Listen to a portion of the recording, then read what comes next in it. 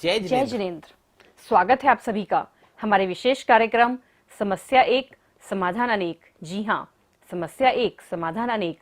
मैं हूँ डॉक्टर प्रिया जैन, मैं doctor Pradeep Jain, astrologer, vastu expert, मंत्र थेरेपिस्ट। अनंत बट परिवार की तरफ से आप सभी का हार्दिक स्वागत करते हैं, अभिनंदन करते हैं। दोस्तों, जब हम ऊंचाइयों की सीढ़ियों पर चढ़ते हैं, नेम फेम कमाते हैं, आगे बढ़ते हैं, तरक्की पाते हैं, सुख सुविधा के साधन हमारे पास उपलब्ध होने लग जाते हैं, तो हमारे बहुत सारे शत्रु अपने आप उपस्थित हो जाते हैं। हमारे बहुत सारे विरोधी हमारे सामने आ जाते हैं। हमारे बहुत सारे कंप्यूटर हमारे सामने खड़े हो जाते हैं। अब समय ऐसा है कि हम डायरेक्ट जाकर तो किसी से लड़ नहीं सकते। अब वो युद्ध वाली स्थिति नहीं रही कि जाओ, हथियार निकालो और मैदान में कूद पड़ो, जल युद्ध करो, मल युद्ध करो, तलवारों से युद्ध करो, भालों से युद्ध करो, गोली चलाओ।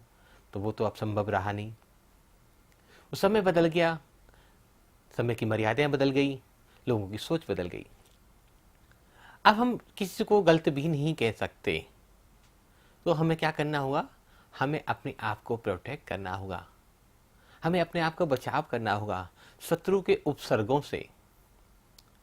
जो हमारे एनिमी हैं, जो हमारे विरोधी हैं, हमें मार्केट में जहां हम कंपटीशन कर रहे हैं, उन लोगों से अपने आप को बचाकर आगे लेके जाना होगा। क्योंकि मानव जीवन का उद्देश्य सिर्फ एक ही है, निरंतर निरंतर आगे बढ़ना। लेकिन जब बहुत सारी तरफ से आपको खींचा जाएगा, बहुत सारी तरफ से आपको रोका जाएगा, तब आप ग्रोथ कैसे करेंगे, तरक्की कैसे करेंगे? तो सबसे पहले आगे बढ़ने के लिए जो जरूरी चीज है कि हम अपने मार्ग में आए सभी व्यवधान और उन लोगों पर विजय प्राप्त करना जो आपको आगे बढ़ने से रोकते हैं। वो आपके अपने हो सकते हैं, वो आपके नेबर्स हो सकते हैं, वो आपके रिलेटिव हो सकते हैं। हमें उनका हार्म नहीं करना, उनको तकलीफ नहीं देनी, उनको कष्ट नहीं देना, ना कभी किसी के बारे में गलत भावना रखनी है। हमें जितने भी हमारे विरोधी हैं उन सबको अपना मित्र बनाकर उन पर विजय प्राप्त करनी है। तो सभी लोग चाहते हैं और सभी के जीवन में ऐसी समस्याएं लगी रहती हैं, बनी रहती हैं। शायद कोई ऐसा घर होगा, कोई ऐसा व्यक्ति होगा जिसके जीवन में कोई न कोई विरोधी ना खड़ा हो। आम आदमी से लेकर देश के प्रधानमंत्री नरेंद्र मोदी जी तक के अनेकों विरोधी हैं। लेकिन हमें अपने विरोधियों को नुकसान नहीं पहुंचाना, उनको हरास नहीं करना, उनको हार्म नहीं करना, लेकिन अपनी विक्ट्री जरूर करनी है, अपनी जीत जरूर हासिल करनी है और अपने कर्तव्य पथ पर आगे बढ़ते हुए, चाहे वो अपनी उपलब्धियां हों, अपने परिवार को विकास करना हो, अपने व्यापार की वृद्धि करनी हो, अपने देश और समाज का विकास करना हो, हमें निरंतर निरंतर आगे बढ़ते जाना है। तो आओ जानते हैं इस महाकाव्य के बारे में जो हमारे समस्त विरोधियों पर, हमारे समस्त शत्रुओं पर विजय दिला सकता है और हम अपनी तरक्की की एक नई ऊंचाइयों को छू सकते हैं। तो जानते हैं वक्ताम्र के 27वें नंबर काव्य के बारे में डॉक्टर प्रिया जी से। तो सबसे पहले हम 27 नंबर काव्य के बारे में समझते हैं, इसका उच्चारण सीखते हैं। 27 नंबर 2 और 7 अपने आप में अखंड नंबर है। 9 नंबर जो इसका टोटल आया, 9 मीन्स अखंड, जिसको कोई भी तोड़ नहीं सकता। तो ऐसा काव्य है 27 नंबर। वैसे भी 9 नंबर मंगल का माना जाता है। मंगल ज्योतिष शास्त्र में सेनापति माने जाते हैं और जब सेनापति मजबूत हो जाता है, सेनापति अच्छा हो, तो क्या हम हार सकते हैं? कभी नहीं। तो सबसे पहले उच्चारण सीखते हैं भक्ताम्बर स्तोत्र की 27वीं गाथा। को विस्मयत्र यदि नाम गुणैर्शेषेस् त्वंसंशितो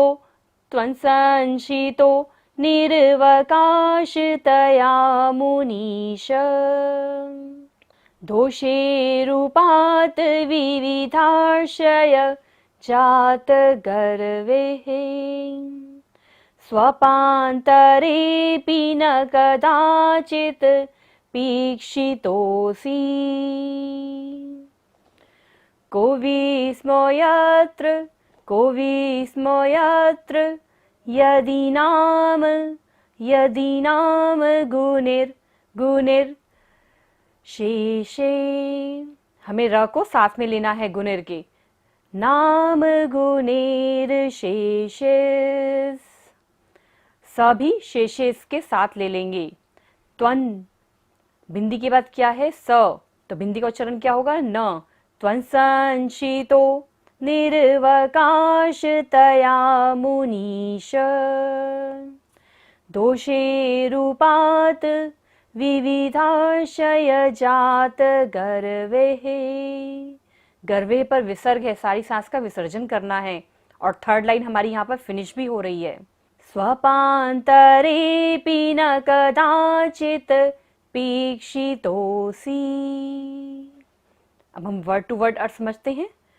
को मीन्स क्या, विस्मयोत्र को हम संधि विच्छेद करेंगे, विस्मय, विस्मय मीन्स आश्चर्य, अत्र मीन्स इसमें, यदि मीन्स यदि, नाम गुणेर शेषे को भी हम संधि विच्छेद करेंगे, नाम मीन्स नाम, नेम, गुन्हे मीन्स गुणों के द्वारा, क्वालिटीज, अशेषेस मीन्स समस्त,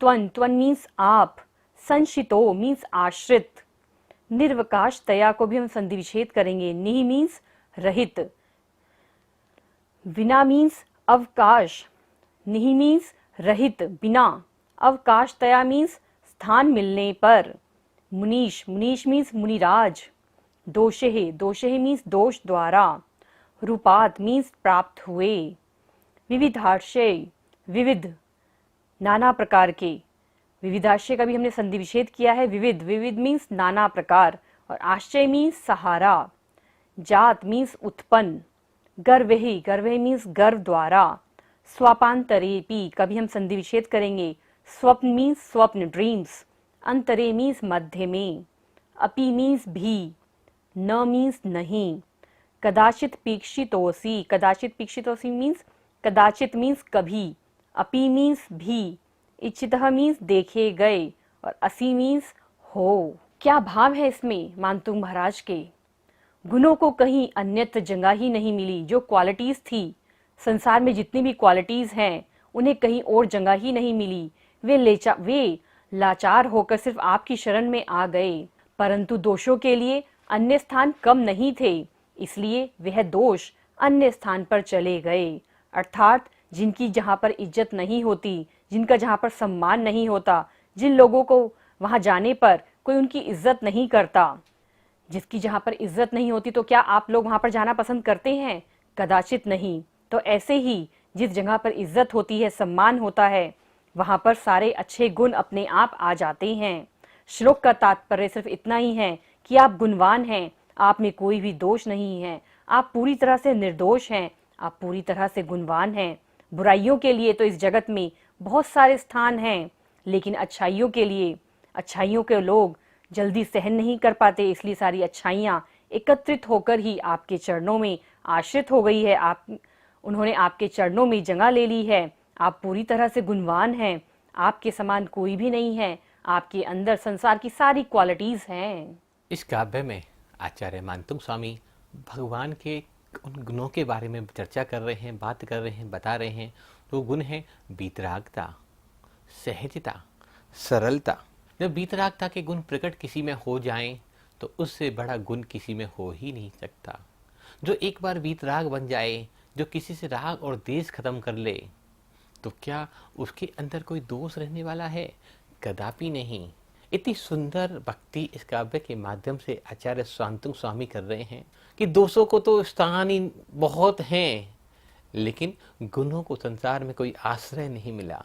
गुणों को संसार में कोई आश्रय ही नहीं मिला, कोई स्थान ही नहीं मिला, इसलिए वो आपके चरणों में झुक गए, सिद्धांतबद्ध हो गए, सरल हो गए, विनीत हो गए।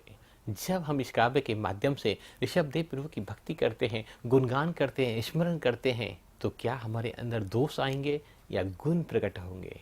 निश्चित ही जो गुण परमात्मा के अंदर हैं, जो गुण तीर्थंकर भगवंतों के अंदर हैं, जो गुण उस वीतराग स्वामी के अंदर हैं, इस काव्य का निरंतर जब उच्चारण हम करें, तो वो गुण मेरे अंदर भी प्रकट होते चले जाएंगे और मेरे दोष स्वतः ही दूर होते चले जाएंगे। जब मेरे दोष दूर होंगे और मुझ में गुणों की प्राप्ति मुझे होगी, तो क्या कोई भी मेरा शत्रु हो सकता है? क्या मेरा कोई कंप्यूटर हो सकता है? कदापि नहीं। क्या मुझे कोई कष्ट और दुख दे सकता है? क्या कोई मेरा विरोधी हो सकता है? विरोधी तो जिनमें विरोधाभासी गुण होते हैं, जिनमें कमियां होती हैं, उनके ही लोग विरोधी होते हैं।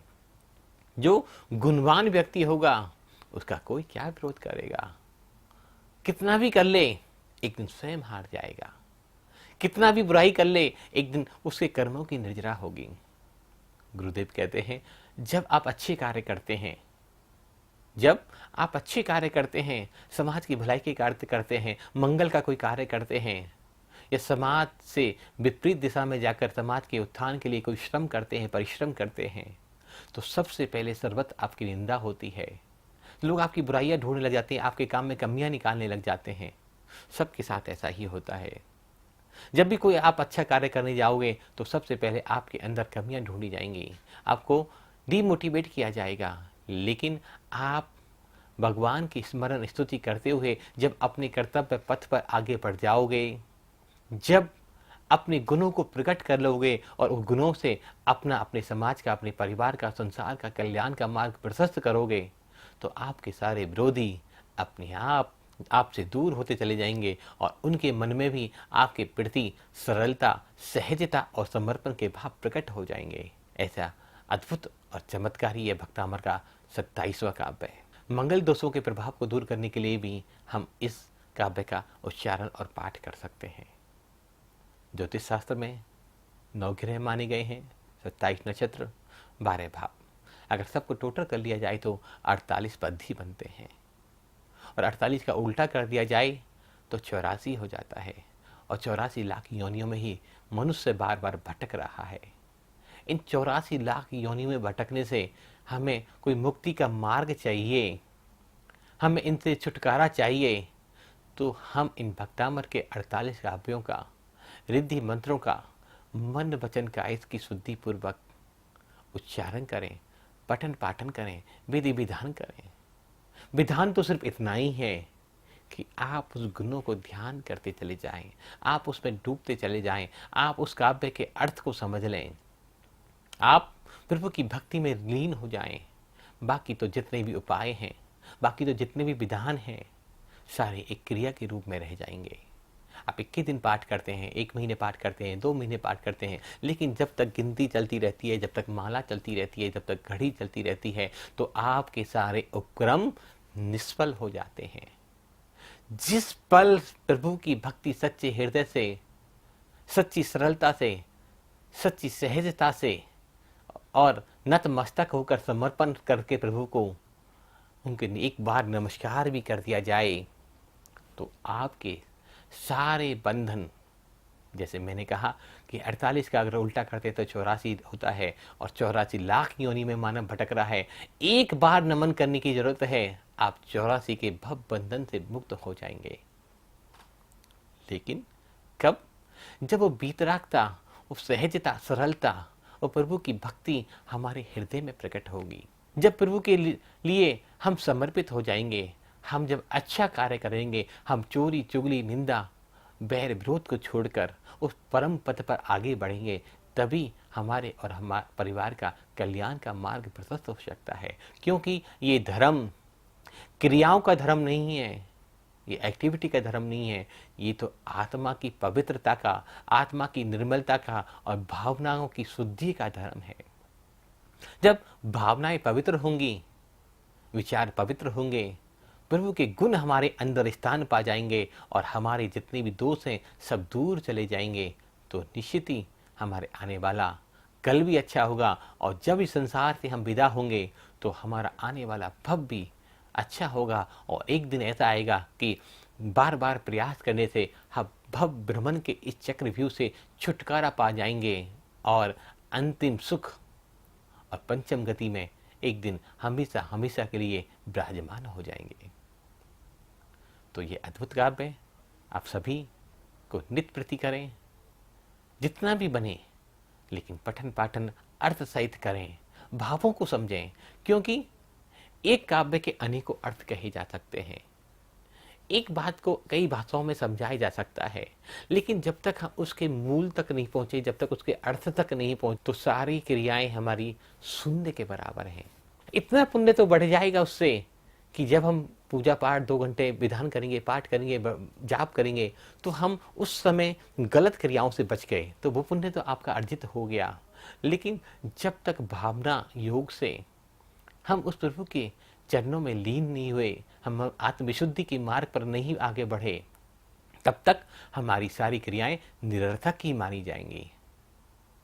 ऐसे क्रियाओं को जानने के लिए, समझने के लिए आपको हम निरंतर मार्गदर्शन देने का छोटा सा प्रयास कर रहे हैं कि हम सभी विषय विकारों को छोड़, क्रियाकलापों को छोड़, सच्ची भक्ति पूर्वक, सच्ची निष्ठा पूर्वक उस प्रभु के मार्ग में, प्रभु के चरणों में अपने आप को समर्पित कर दें, तो निश्चय ही हमारा कल्याण का मार्ग प्रशस्त हो जाएगा और हमारे सारे बैर विरोधी शांत हो जाएंगे। और हम सिर्फ उन्हीं बैर विरोधों पर विजय प्राप्त नहीं करेंगे, हम अपनी 5 इंद्रियों पर भी विजय प्राप्त कर सकते हैं, क्योंकि वीतरागता तो अपने आप पर विजय प्राप्त करने से आती है। संसार के शत्रुओं पर विजय प्राप्त करें नहीं करें कोई फर्क नहीं पड़ता, लेकिन जिसने अपने कर्म शत्रु पर विजय प्राप्त कर ली, वो वीतरागी हो सकता है, वो जितेंद्रिय हो सकता है, वो परम पद को पा सकता है।